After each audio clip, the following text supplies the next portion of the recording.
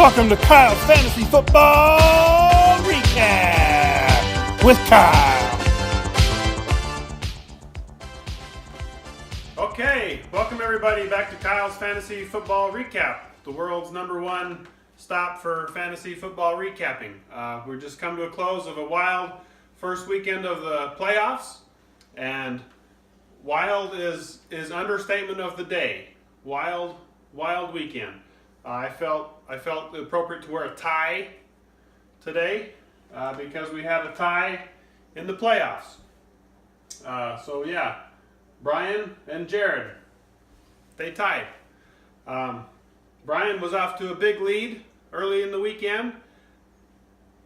Looked like he was going to get off to an easy win, but then Jared had a big night from Antonio Brown, and then Rex Burkhead for the Patriots. He had a strong first half to bring him right up even with Brian, and so you're thinking, oh, well, then Brian or Jared's got this locked away.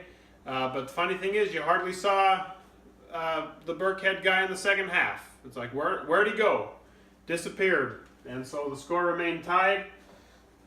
And of course, based off of head-to-head matchups this season, Brian beat Jared in week 1 and also in week 10.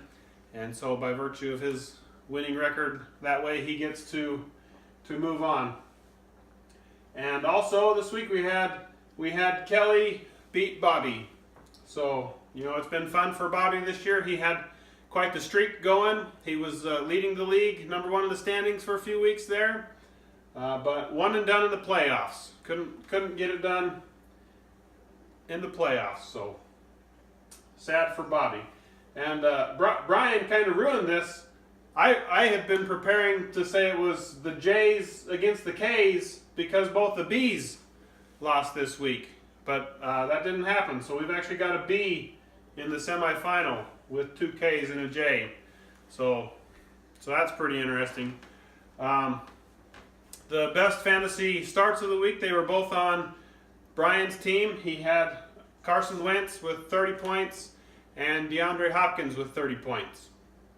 And so, but it's a bummer for Wentz with doing his ACL, so he's done for the year, but Brian's in good shape. He's got Dak Prescott to come off. He had a good week on the bench for him, so we'll see how that goes for him.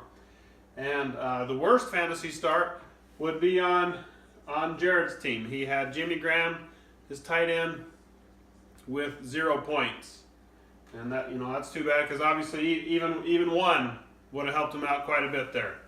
But not the case.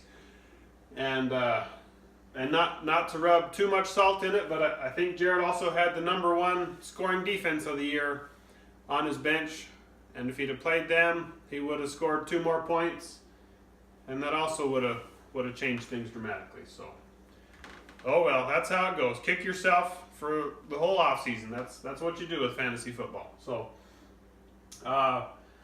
next week with the semifinals, we've got Justin and Kelly.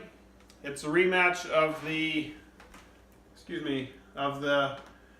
semifinal in 2014 when they went at it. That one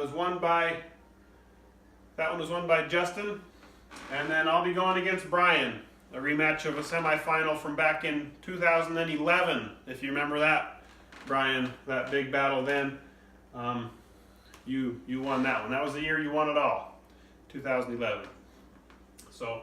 That's one of the fun things about our league. This has been going on since 2010, and we have yet to have a repeat winner. So we've had a different winner each year, and if that streak's going to continue, then that's all on Justin's shoulders. He has the opportunity to keep that streak going. Kelly, Brian, and myself would all love to be the first repeat winner here in our league. So we'll see how that goes. And then consolation guys had the week off this week. Get some rest after a tough year, but they'll be back in action next week. We'll have Eli against Adam and Dave versus Thad. So don't give up. First pick of the next year's draft on the line. So good luck to everybody there. And let's see. You know, I always get to this point, I don't have a strong ending. I have to think about it, see if I covered everything that I wanted to cover. And I did. I covered it all. So we'll check back next week. We'll see who makes the finals. Going at it for the championship. Should be another exciting week. So we'll catch you next time on Kyle's Fantasy Football Recap. See ya.